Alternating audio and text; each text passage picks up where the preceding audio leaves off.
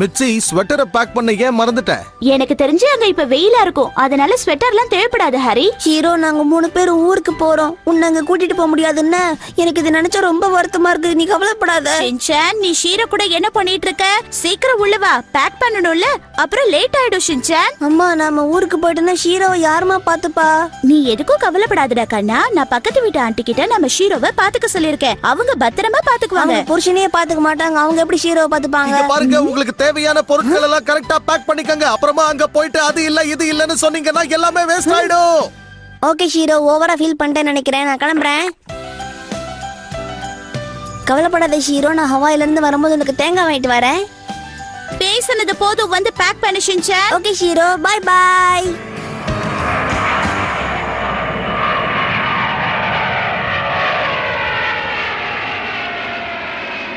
ஆமா, இதுல எது நம்ம பிளேன்னு தெரியலையே மிச்சி. எனக்கு தெரிஞ்சு கண்டிப்பா அந்த பிளேனா தான் இருக்கும்.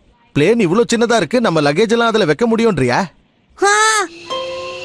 ஐ, ஒயிட் ஸ்னெயில்.